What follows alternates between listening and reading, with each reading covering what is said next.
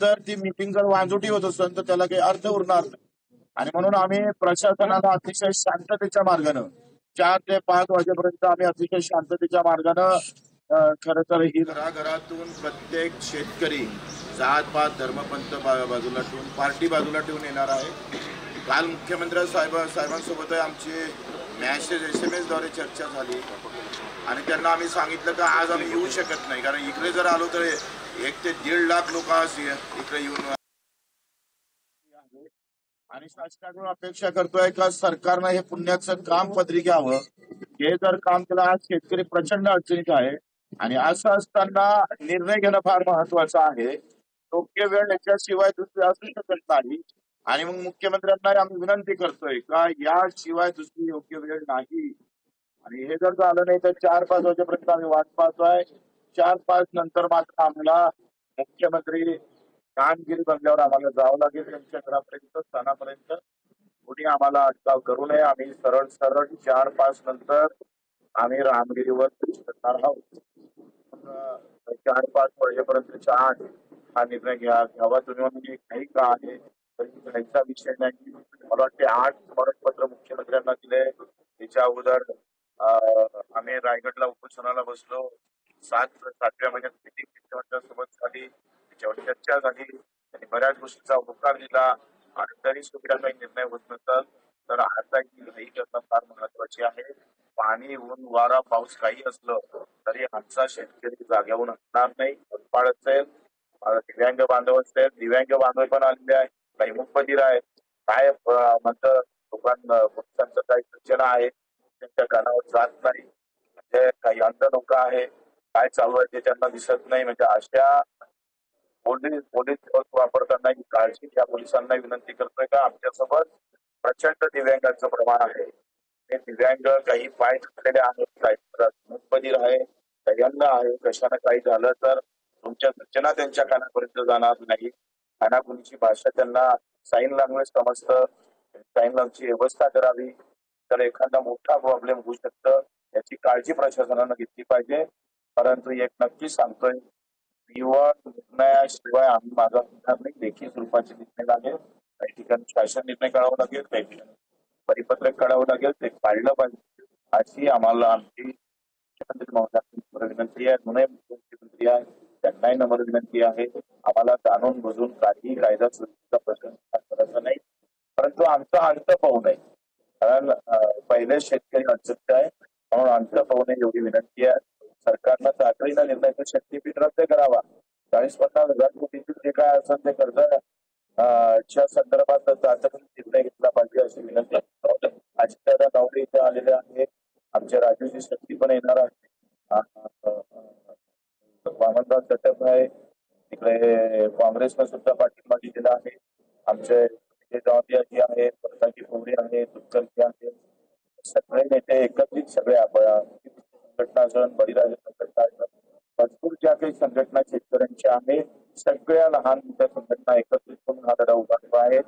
आणि जे कालपासून ट्रॅक्टर आमचे कार्यकर्ते आले त्यांची खरं तर त्याला आम्ही मानाचा मुद्दा करतोय.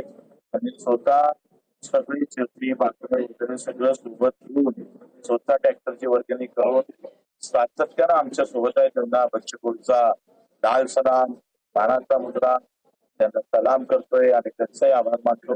काही गोष्टी अजित तुम्हाला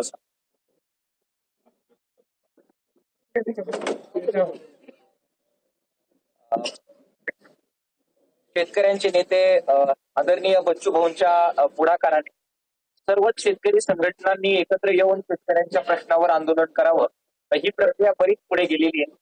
पहिली बैठक पुण्यामध्ये त्यांच्याच आग्रहाखातर झाली, त्यामध्ये अनेक शेतकरी संघटना आलेल्या होत्या. त्यानंतर छत्रपती संभाजीनगर या ठिकाणी सुद्धा दुसरी बैठक झाली, त्यातही अनेक शेतकरी संघटना आल्या आणि आम्ही जे वेगवेगळे लढत होतो शेतकऱ्यांच्या प्रश्नावर सगळ्यांनी एकत्र येऊन एकच ताकद लावावी आणि राजकारणाच्या जातीच्या धर्माच्या पलीकडे जात शेतकऱ्यांच्या मागे उभं राहावं, हा जो एक प्रकारचा सर्वांचाच उद्देश होता तो या निमित्ताने साध्य होताना बच्चू भाऊंच्या नेतृत्वाखाली आज अनेक शेतकरी समुदाय, त्याचबरोबर दिव्यांग आणि बाकी सगळे समुदाय जमलेले आहेत. सरकारला त्याने आव्हान केले त्याप्रमाणे शेतकरी प्रचंड अडचणीत आहे. शेतात अतिवृष्टीमुळे जे प्रचंड नुकसान झालेलं आहे आणि सोयाबीनचे आणि कापसाचे भाव ज्या प्रकारे पडलेले आहेत त्याच्यामुळे शेतकरी अत्यंत संकटात आहे आणि त्यामुळे महाराष्ट्रात आत्महत्या वाढू शकतात अशी वाईट परिस्थिती आहे. त्यामुळे हीच ती योग्य वेळ आहे त्यावेळी सरकारने कर्जमाफी केली पाहिजे आणि म्हणून आम्ही सर्व शेतकरी संघटना एकत्र येऊन सरकारला अपील करतोय की संपूर्ण कर्जमाफीची घोषणा करावी. जे अतिवृष्टीचं नुकसान झालंय त्याच्यामध्ये जी भरपाई दिली आहे सरकार म्हणतंय की ते 31,600 कोटीची आहे, मात्र प्रत्यक्षामध्ये ती फक्त 6,500 कोटीचीच आहे. बाकी इतर सगळ्या योजनांची बेरीज करून त्यांनी हा आकडा फुगवलेला आहे. त्यामुळे त्यातून सुद्धा शेतकऱ्यांना दिलासा मिळालेला नाही. पीक विम्याचं मोठं संरक्षण शेतकऱ्यांना मिळत होतं, मात्र जे ट्रिगर काढून टाकले त्याच्यामुळे ते संरक्षण सुद्धा मिळालं नाही आणि त्यामुळे एक प्रकारची निराशा ही शेतकऱ्यांची झालेली आहे. जी जमीन खरडून गेल्या, विहिरी भरून गेलेल्या आहेत, रोजगार हमीच्या अंतर्गत मोफतपणाने ते काम करून द्यायला पाहिजे, या अनेक मागण्या आहेत. दिव्यांगांसाठी बच्चूभाऊ अनेक वर्षापासून लढतायत. आज सुद्धा आपण बघा हजारो दिव्यांग बांधव आलेले आहेत. तर त्यांच्यासाठीच्या त्यांनी ज्या काही मागण्या केलेल्या आहेत त्यांना ऍड्रेस करण्याची गरज आहे.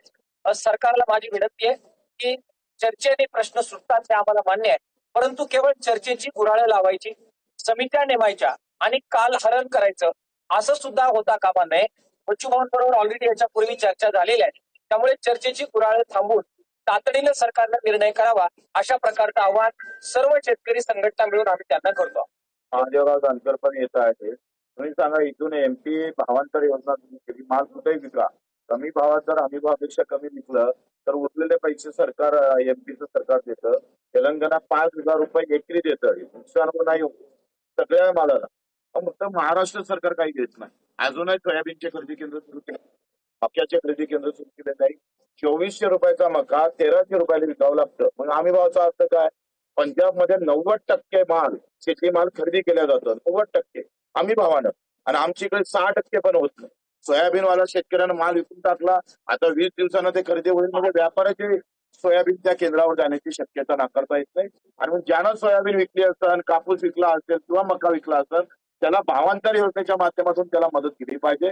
20% हमी भावावर म्हणून देणार होतं सरकार, म्हणजे प्रत्येक शेतीमालावर हमी भावाच्या 20%.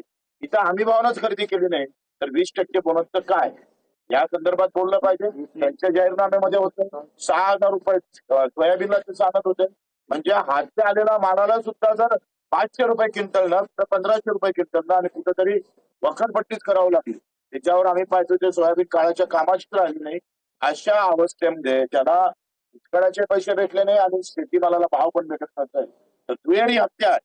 एका हातून नाही, एक तलवार, दुहेरी तलवार चालवली आहे. एकानं निसर्गानं मारला गेला आणि दुसऱ्यानं भावानं मारताय शेतकरी. त्याच्यामुळं आता आम्ही शेती तुमच्या व्यवस्थेमुळं, तुमच्या धोरणामुळे मेल्यापेक्षा आम्ही रस्त्यावर येऊन मरायला तयार झालेलो आहोत.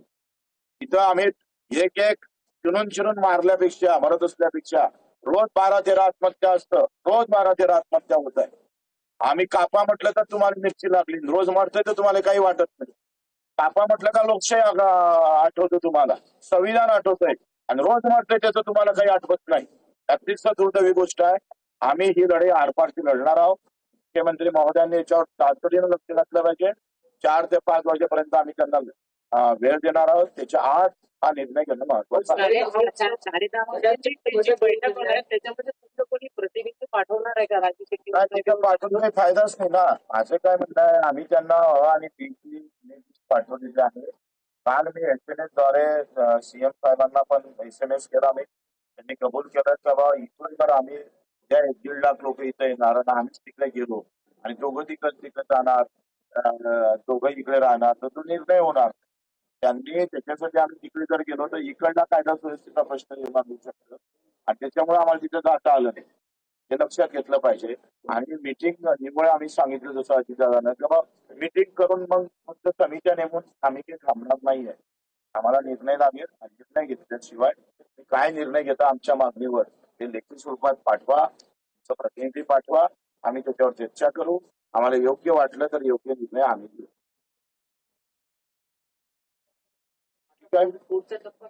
आता इथून आम्ही सरळ नागपूरकडे निघतोय. आम्ही 4-5 वाजेपर्यंत वाट पाहू, नाहीतर मग सरळ पोलिसांचा मोठा परवानगीचा काय विषय आहे, आत्महत्येची काय सरकारनं दिली परवानगी. ट्रॅक्टर असं दिसत नाही. परवाना आम्ही लोकशाही मार्गाने ट्रॅक्टर मोर्चा काढणं काही त्याच्यासाठी वेगळ्या परवानगी हो, किती हे दिवसाची- बाकी हो, तुम्ही किती सगळ्या दिवसाची तयारी सगळ्या करताय? धार्मिक उत्सव होतं त्याचा काय परवानगी असतं का? नवरदेव जेव्हा रात्री निघतं 2-2, 3-3 हजार घेऊन पिढ्यावर तेव्हा काय परवानगी असतं का? शेतकऱ्यालाच परवानगी तोच नवरदेव निघतोय कुठं ना कुठं त्याची पदर परवानगीच चालतं. हो, तुम्ही किती दिवसाची तयारी आलेले आम्ही शेतपर्यंत निर्णय होती आमचं जर बंदोबस्त घेऊन आलेला आणि आता 3 टप्प्यात आमचं आंदोलन आहे. बरोबर आम्ही जे प्लॅनिंग केलं आहे ते छत्रपतीचा शिवाजी महाराजच्या जन्मी काव्यानं आम्ही समोर जाऊ ते व्यवस्थित प्लॅनिंग केलेलं आहे. मुख्यमंत्र्यांनी आम्हाला कमी समजू नये. शेतकऱ्याला शेतकरी एका पेटला नाही कारण त्याला हे कळून चुकलं का शेतीत मरत नाही पूर्णामध्ये मरत बदलले तर शेती चांगलीच आहे ती काळी माय चांगली आहे. एका दाण्याचे लाख दाणे तयार करतो 1000 दाणे करतो. शेतकरी मेहनतीत कमी पडत नाही पूर्ण कमी पडतो आणि धोरणच एकदा दुरुस्त झाले तर शेती सारखा चांगला व्यवसाय मेंढपाळ बांधव पण येणार आहे सगळे मच्छीमार पण येणार आहे. शासनाचे मंत्री आपल्याला भेटायला जर आले तर आपल्याकडून कोणकोण नेते सगळे आमचे सगळे नेते जे आहे मी म्हणजे नाव सांगितलं राजाची सुट्टी असते सगळे ग्रामीण सगळं असेल उत्तर असेल किंवा पवरी मंदिराव जास्त हे सगळ्यांना घेऊन चर्चा केली आणि आम्ही 4-5 जण चर्चा घेणार नाही. आम्ही सगळ्या शेतकऱ्यांना विचारल्याशिवाय काहीच करणार त्यांचा विश्वासघात होणार नाही. हे आलं तरी काही आमचं काही झालं तरी परवानगी आम्हाला पण शेतकऱ्याचा मजुरांचा शेतमजुरांचा विश्वास शेतमजुरांची माणसं झालं पाहिजे. सगळ्या जातीचे मंडळ केलं मजुराचा एकही मंडळ नाही. सगळे विषय आम्ही घेतले महत्वाचे आहे. एकच आहे ह्या अर्थकारणाशी संबंधित आहे याचं जीवन उद्ध्वस्त होत आहे. त्याला 2 पायाने हात नाही डोळे त्याच्यासाठी वारंवार आंदोलन करावं लागतं.